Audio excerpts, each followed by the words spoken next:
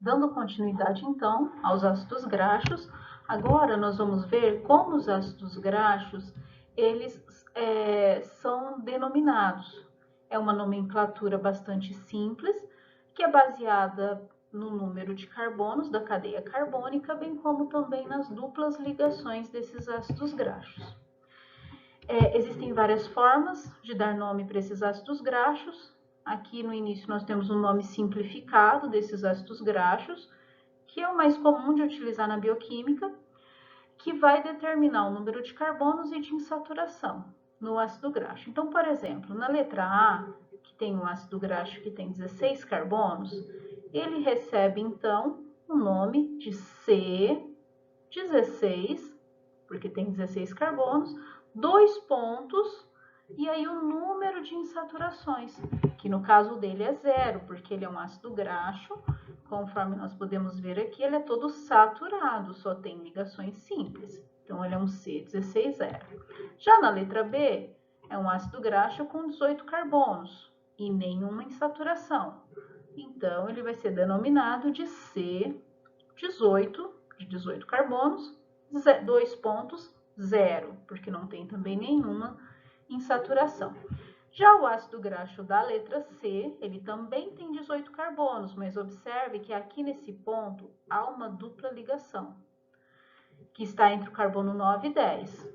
Então, ele é um C18, porque tem 18 carbonos, 2 pontos e 1, porque ele tem uma dupla ligação. E esse delta aqui, entre parênteses, esse delta 9, indica a posição dessa dupla ligação. É uma dupla ligação que ocorre entre o carbono 9 e 10, e aí a referência é sempre o carbono de menor número, então no caso 9. Então é delta, esse triângulo representa o delta, tá? Delta 9. Esse é o nome simplificado, existe ainda um nome sistemático, que é bem comum de se trabalhar até na química orgânica. Já que eles são ácidos graxos, então eles recebem como nome aqui, só para a gente ilustrar esse nome sistemático. Olha lá, o ácido graxo da letra A, que tem 16 carbonos, ele é um ácido N, esses N são para os saturados, hexadec, que representa 16, hexadec, esse AN, se vocês lembrarem lá da química orgânica, o AN é para o composto orgânico que não tem dupla ligação, AN, e o oico, que é utilizado para os ácidos carboxílicos, né? Ácido N-hexadecanoico. E aí, na letra C, que é o ácido graxo que tem insaturação, vamos ver o exemplo. Olha lá, ácido cis-9. O cis tem a ver com aquela isomeria que foi falado já na dupla ligação, então ele é o isômero cis. 9, indicando a posição dessa insaturação. Octadec, quer dizer 18, octadec representa 18, em octadecem, então esse em, que é da dupla ligação, oico. Mas esse nome sistemático ele é o menos utilizado.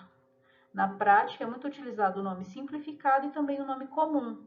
Então, o ácido graxo da letra A, ele é o ácido palmítico, ou palmitato, também chamado de palmitato. O ácido graxo da letra B é o ácido esteárico. E da letra C é o ácido oleico. Bom, indo então para a estrutura mesmo dos triacilgliceróis e algumas características. Bom, vimos então que os triacilgliceróis eles são formados pela ligação de 3 ácidos graxos em uma molécula de glicerol. Esse triacilglicerol é a triestearina, muito comum na gordura de animal. Ela tem os ácidos graxos iguais, são 3 ácidos graxos C18,0 saturados, ligados à molécula de glicerol por meio de uma ligação éster, uma reação que é chamada de esterificação. Se vocês lembrarem lá dos ácidos graxos, eu disse que a cabeça polar do ácido carboxílico, ele recebe esse nome, cabeça polar, porque tem polaridade nessa região, tem uma distribuição diferente de cargas nessa região, gerando uma polaridade. Porém, quando o ácido carboxílico ele faz a ligação com o glicerol, é como se essas duas polaridades, elas puxassem para lados opostos, e isso anula essa polaridade na molécula. E o mesmo acontece aqui para esse ácido graxo, anula, e aqui também anula essa polaridade. Isso faz então com que essa molécula, apesar de ter esses oxigênios aqui presentes, você tem uma região aqui toda neutra em toda a molécula, ela é toda neutra, não só no hidrocarboneto, como também nessa região aqui, por conta desse anulamento de forças devido à ligação éster. E qual que é a consequência? A consequência é que os triacilgliceróis são moléculas chamadas então de neutras ou não polares ou apolares, que são moléculas que não fazem interação com a água. Então, não tem nenhum tipo de interação, pontes de hidrogênio, interação iônica, interações que possam ser feitas com a água. Então, o que acontece é que quando, por exemplo, nós misturamos o óleo, que é triacilglicerol, né, o óleo de soja, com a água ou com vinagre, que tem a base aquosa, você vai movimentar e eles não vão se misturar, porque eles não fazem interações favoráveis, porque os triacilgliceróis são moléculas neutras. Além disso, os triacilgliceróis, dependendo do tipo de ácido graxo que apresentam na sua estrutura, eles podem ser classificados como triacilglicerol simples, que é aquele ácido triacilglicerol que tem o mesmo ácido graxo nas 3 posições, que é o caso da triestearina, ou eles podem ser do tipo misto, que são aqueles que têm pelo menos 2 tipos diferentes de ácidos graxos, podendo apresentar até 3 tipos diferentes.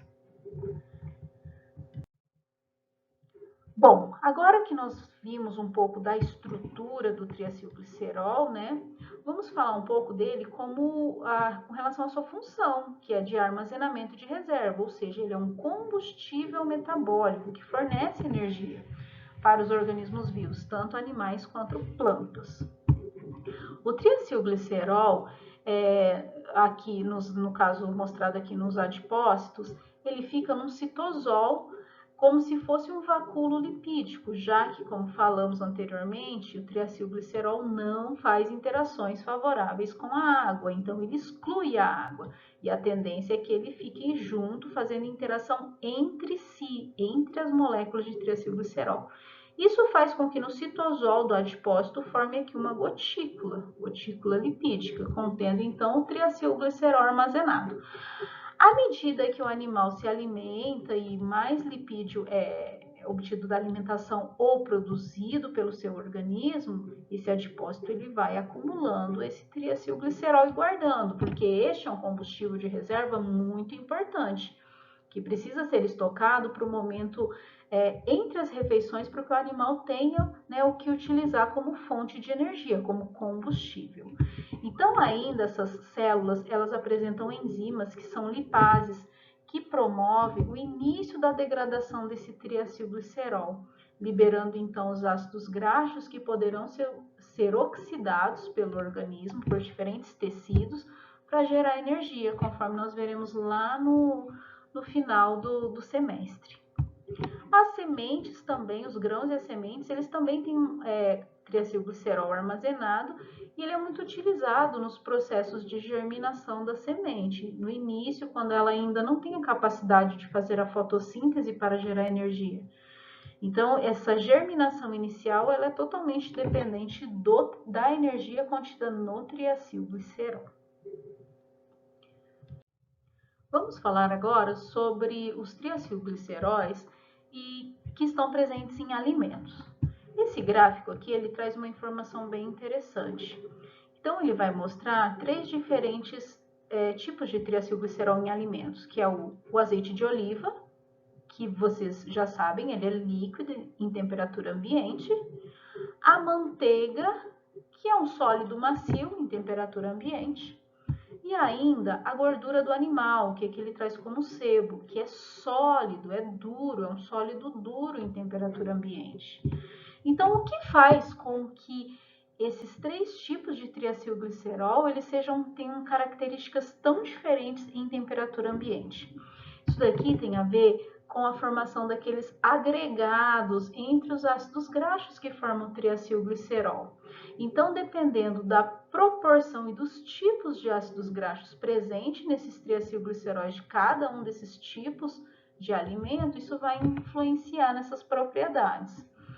Então, observem que o sebo duro, que é a gordura do animal, ela tem uma alta proporção de ácidos graxos saturados de cadeia um pouquinho mais longa. Não é tão longo, mas são mais longos em relação a esses outros aqui, o C4 até o C14. Então, ele tem a abundância de ácidos graxos de C16 a C18, de 16 a 18 carbonos e todos saturados, formando agregados bastante estáveis. E aí ele tem uma proporção de insaturados e também outra proporção aqui pequena de saturados de cadeia mais curta. O tamanho da cadeia influencia também nesse empacotamento. De modo geral, quanto mais longa a cadeia, maior vai ser a força de interação entre os ácidos graxos. E quanto menor a cadeia, menor é a força. Então, isso ajuda, teoricamente, na fluidez, mesmo se ele for saturado. Então, como ele tem uma alta proporção de ácidos graxos de cadeia mais longa e saturados, ele é sólido em temperatura ambiente. Porém, a manteiga é um sólido macio. Ele também tem uma alta proporção de ácidos graxos saturados. Porém, uma parte desses ácidos graxos saturados é de cadeia curta. Então, é uma menor força de interação. Então, ele acaba sendo um sólido macio. E também tem aqui uma proporção de ácidos graxos insaturados. E, no fim, o azeite de oliva ele tem uma baixa proporção de ácidos graxos saturados, muitos ácidos graxos insaturados, principalmente poliinsaturados, o que dificulta a interação, porque eles têm aquela dupla ligação cis, né? E aquela curvatura na cadeia carbônica, dificultando a interação e fazendo, então, com que esse agregado ele seja mais fluido. Alimentos que contenham muito ácidos graxos, eles podem se tornar ranços. O que é isso? Isso acontece por causa da oxidação de ligações duplas de ácidos graxos insaturados, gerando outros compostos voláteis, que inclusive conferem um odor e um gosto característico para esse alimento que está ranço. Então, nesse caso, como a indústria resolveu isso, né, para fazer com que aumentasse então a durabilidade desses produtos?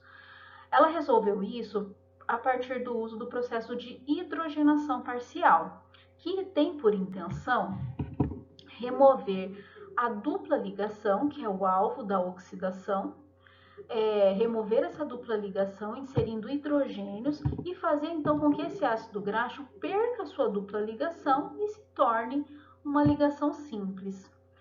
Isso muda até a questão do aspecto físico do alimento, porque, por exemplo, esse processo de hidrogenação parcial, ele é utilizado na produção da margarina. Então, a margarina é produzida a partir de óleos, que são líquidos em temperatura ambiente por conta de ácidos graxos insaturados.